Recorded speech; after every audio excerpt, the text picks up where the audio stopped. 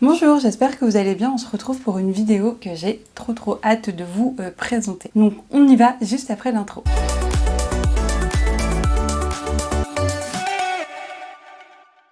En effet, je ne sais pas si vous vous rappelez, mais il y a, je crois, un mois et demi de ça, en tout cas X vidéos avant celle-ci, j'ai fait une vidéo sur ma chaîne que je vous remets en haut, à savoir les 5 sagas que j'aimerais découvrir en 2025 et voir si elles vont me plaire. À l'heure où je tourne cette vidéo, j'ai lu ces 5 premiers tomes de sagas. On y va tout doucement quand même, vu qu'il y a des sagas très longues, mais ça a été que des bonnes lectures. Je vais continuer ces 5 sagas. Et donc, il y a 5 nouvelles sagas qui se sont rajoutées dans mon nombre de sagas que je lis, ce qui est énorme. On est d'accord sur ça. Donc, que m'ai-je dit ?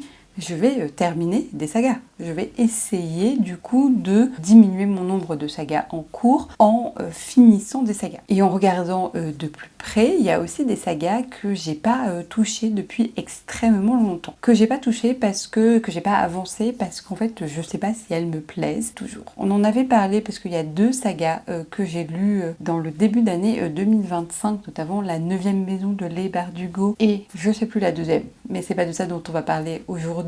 Si, ça vient de me rappeler Le Prieuré de l'Oranger de Samantha Shannon, où je sais pas si je lirai la suite, mais pour le moment je suis à jour. Mais là on va parler de sagas que je pourrais avancer, mais en fait j'ai pas fait depuis extrêmement longtemps et je sais pas si elles me donnent encore envie. Et on va aussi parler de sagas qui sont extrêmement courtes, des duologies notamment, ou des sagas où il me manque juste un tome ou 2 pour les finir et ça va être parfait parce que je vais mettre un focus là-dessus dans les 6 mois qui suivent. 5 mois, je crois que cette vidéo sort en août, bref, c'est pas très grave, pour en fait les avancer ou les abandonner en fonction et du coup réduire mon nombre de sagas parce que, encore une fois, j'ai augmenté de 5 sagas. Et j'aimerais bien savoir ce que je fais de 5-6 sagas. Et là, il y en a 7 que je vais vous présenter. Et comme ça, avancer aussi dans des sagas. Bref, la vidéo se décompose en 2 parties après tout ce blabla. Les sagas que je risque potentiellement d'abandonner et les sagas qu'il faut que je termine.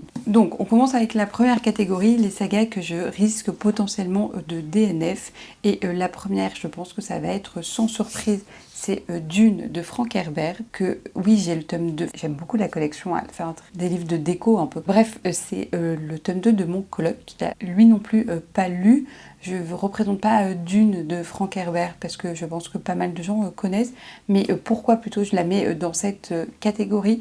En fait, si vous avez suivi les bilans saga, Dune, c'est une saga que j'ai découverte au moment du film numéro 1 de Denis de Villeneuve. Et je voulais lire le livre avant de voir le film, ce que je fais assez régulièrement quand c'est des adaptations cinématographiques. Et je lisais très peu de SFFF à l'époque, vraiment pas beaucoup. Et je pense que commencer par Dune, c'était pas la meilleure des choses, donc j'avais même pas fini le tome 1. Je pense que j'avais lu la moitié tome 1. Et il y avait des choses qui me plaisaient, mais il y avait aussi des longueurs, et c'était vraiment assez difficile pour moi de continuer ma lecture, donc je l'avais mis en pause de manière indéterminée. Et quand j'ai lu plus de SFFF, je crois en 2024, j'ai repris du début le tome 1, j'ai mieux aimé, vraiment, j'ai plus apprécié, mais ça n'a pas été le coup de cœur incroyable, mais en fait l'univers est resté en tête, j'aime bien, je vois des choses passer et ça m'intrigue, et du coup je sais pas, je sais que c'est cet univers, c'est pas, je sais pas comment formuler ça,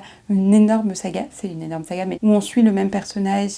En fait, j'ai plutôt l'impression que c'est plein de duologies dans l'univers et que peut-être les duologies avec Paul ne sont pas les meilleures, je ne sais pas. Donc, quoi qu'il en soit, je vais tester Dune, le tome 2.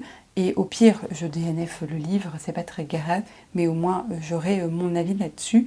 N'hésitez pas, si vous voulez faire une LC après les 2 mois d'été, genre vers septembre, pourquoi pas se lancer ensemble, parce que je sais que sinon je vais galérer à le sortir de ma palle. Donc n'hésitez pas, vraiment. Deuxième saga pour laquelle il faudrait que je prenne une décision, je vais vous montrer le tome 1, j'ai le tome 2 sur ma liseuse, mais c'est quand même plus joli en livre. C'est Ilos de Marion Brunet, et en fait on est dans un monde un peu post-apo futuriste, où Marseille est sous l'eau comme la plupart des villes et il y a énormément d'inégalités économiques, sociales, environnementales dans cette société, évidemment. Donc déjà le pitch de départ me va, Marseille, dénonciation, crise climatique, etc. Et on va suivre une bande de jeunes gens, d'adolescents qui plongent pour un peu survivre au début, mais il y a aussi des très riches qui vont se mettre dans cette bande et ils vont travailler pour une personne très riche de mémoire. Et il se passe un petit mystère, je me rappelle plus très bien, j'espère que ça sera réexpliqué dans le tome 2. Et en fait j'avais trouvé ça très jeunesse, vraiment dans l'écriture, et donc ça me plaisait pas plus que ça. Et le côté dénonciation était très présent, le côté Marseille était très plaisant pour le coup. Donc je vais essayer de lire le tome 2 cet été à Marseille et si j'aime pas, je vais pas me forcer et abandonner, c'est une trilogie. Je crois que le tome 3 est sorti, donc en fait si j'aime je pourrais carrément enchaîner, mais il faut que je prenne une décision sur cette saga, parce qu'en fait elle traîne, parce que je sais pas si j'ai envie de la continuer. Vous voyez ce que je veux dire?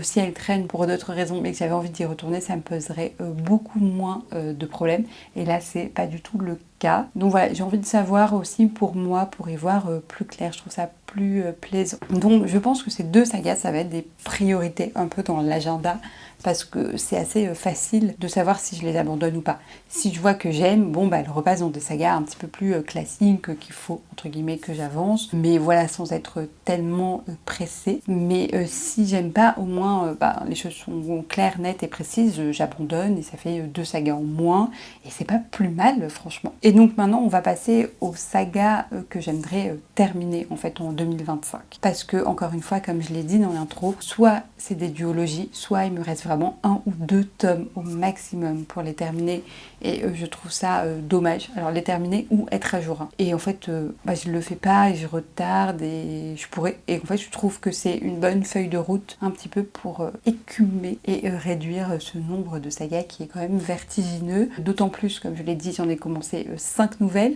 donc 4 pour lesquelles je suis pas à jour. Et c'est des énormes pavés. On pense au livre de John Gwynne, c'est vraiment des énormes pavés.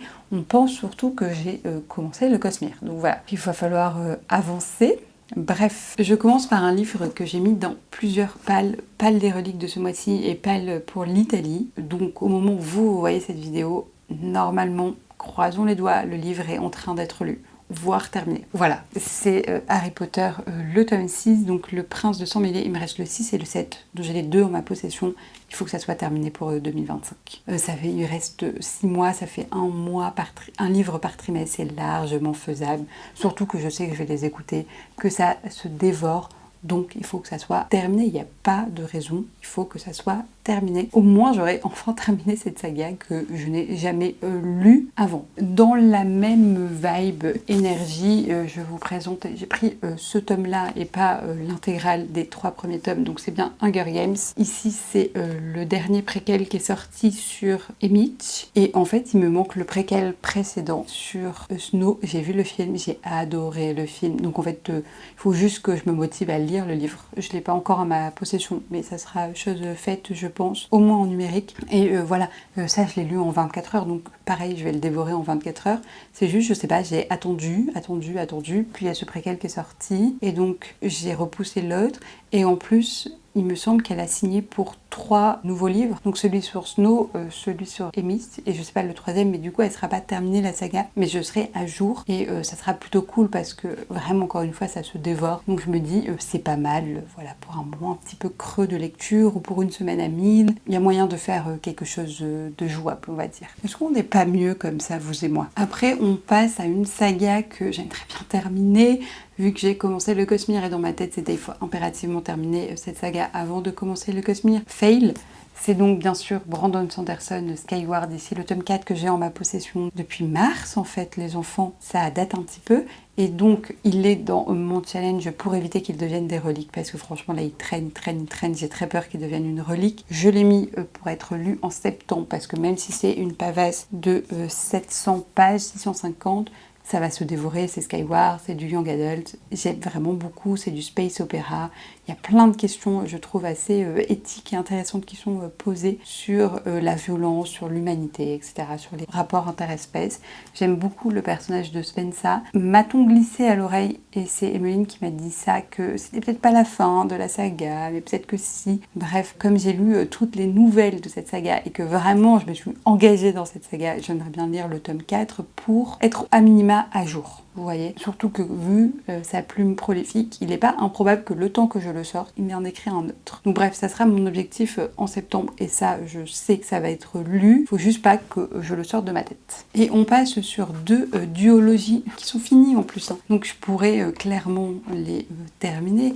La première, c'est L'Empire des femmes de Cassandre Lambert. J'avais adoré. On est dans une matriarchie ici très inspirée de l'époque antique et les hommes vont se rebeller. C'est vraiment de la jeunesse pour le coup. Je sais pas trop la tranche d'âge, mais on dit à partir de 15 ans. Même je pense que ça peut se lire un petit peu plus jeune.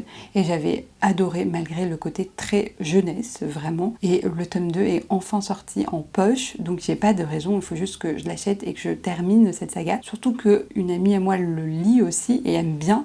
Donc du coup, on pourrait lire le tome 2 ensemble et en discuter. Et j'ai hâte de voir ce qui va se passer pour les hommes et comment Hélios, voilà, le garçon qu'on suit, va réussir ou pas à renverser cette matriarchie et au moins avoir peut-être lutté pour une place plus juste, plus égalitaire. Et en fait, ce que j'avais bien aimé dans ce livre-là, et c'est peut-être ça qu'il faudrait que je raconte là maintenant, c'est que dans beaucoup de livres dystopie, je trouve que le parallèle avec la matriarchie et le patriarcat est pas très bien fait et qu'en fait, là, on est vraiment dans une transposition en jeu de miroir des violences patriarcales et du coup, je trouve ça encore plus facile de se dire non mais on veut pas ça dans notre monde.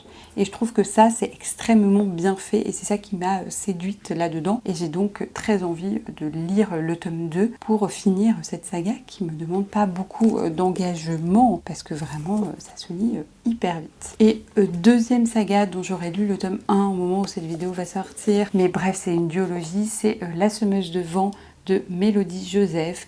Donc c'est très court, hein. Le tome 1 il fait 300 pages, ça va se dévorer amplement. Ici, je sais pas du tout de quoi ça parle. Je sais juste qu'on est dans une fantaisie d'inspiration africaine. On est dans de l'afro-fantasy.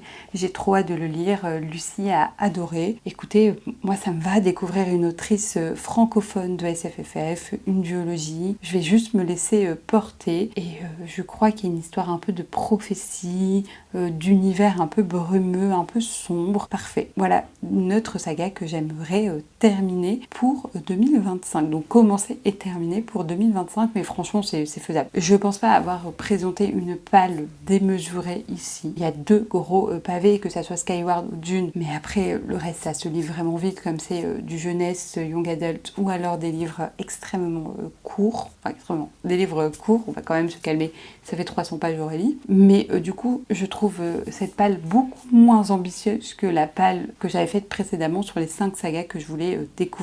Donc j'y crois, franchement j'y crois. Voilà, n'hésitez pas à me dire en commentaire plusieurs choses d'ailleurs, des sagas que vous pensez que je vais aimer parce que ça me dérange vraiment pas de continuer à en découvrir vraiment, surtout si c'est des bangers, donc allez-y. Et deuxièmement, un petit peu si vous avez lu les sagas que j'ai présentées. Alors, je pense que Hunger Games et Harry Potter, oui, mais donc du coup à me donner votre avis, que ce soit sur celle-ci ou sur les autres. Et n'hésitez pas si vous voulez faire une LC avec moi, surtout sur Dune, ça serait incroyable. Ça m'aiderait tellement à le sortir. Bref, voilà pour cette vidéo sobrement intitulée Les 7 sagas à terminer en 2025, à peu près, on y croit. Et écoutez, voilà, merci d'avoir regardé cette vidéo jusqu'au bout. Vraiment, ça me fait extrêmement plaisir votre soutien. N'hésitez pas à commenter, n'hésitez pas à liker. Et moi, je vous retrouve la semaine prochaine pour une nouvelle vidéo. Et en attendant, lisez bien. Au revoir!